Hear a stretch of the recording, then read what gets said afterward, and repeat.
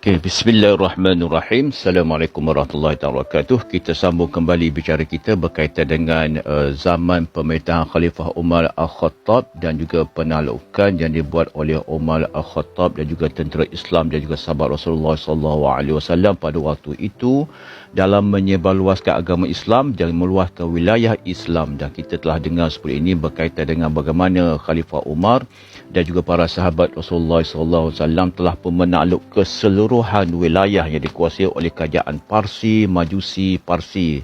Dan kemudian kita telah sambung sedikit berkaitan dengan bagaimana penyebaran agama Islam dan juga perluasan wilayah takluk jajahan Islam di wilayah yang dikuasai oleh kerajaan Rom ataupun Romawi. Kita telah melihat beberapa siri sebelum ini. Dan kita melihat bahawa apabila kota Damsyik ataupun Damascus telah pun ditakluki sepenuhnya oleh umat Islam, maka tentera Islam meneruskan perjalanan daripada Damsyik pergi ke Baalbek dan terus ke Him. Dan akhirnya kita akan tengok nanti satu peperangan yang terkenal dalam Islam, iaitu peperangan Yarmouk. Dan kita melihat di sini bagaimana Abu Ubaidah telah pun mengangkat Zaid bin Abu Sufyan sebagai pemimpin di Damsyik ataupun Damascus. Lalu dia berangkat ke lembah Biqa menyusul Khalid bin Al-Walid telah berhasil menundukkan daerah itu. Ketika bergerak ke Baalbek, pasukan Khalid dihalang oleh sekelompok pasukan.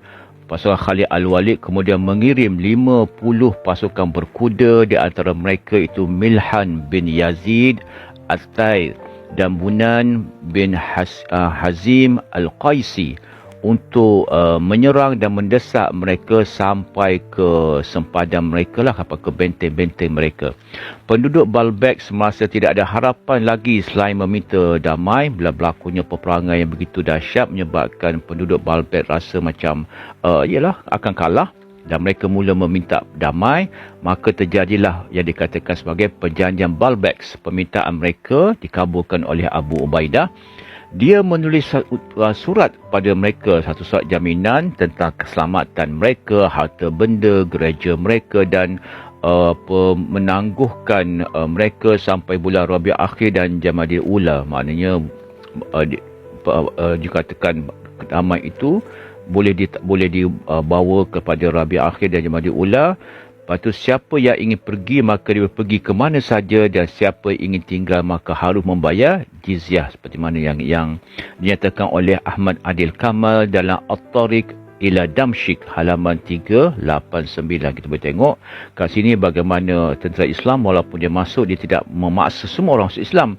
Siapa nak masuk Islam, masuk Islam. Siapa nak teruskan agama mereka, teruslah agama mereka. Tapi dengan syarat mesti membayar jizyah kepada pemerintahan umat Islam.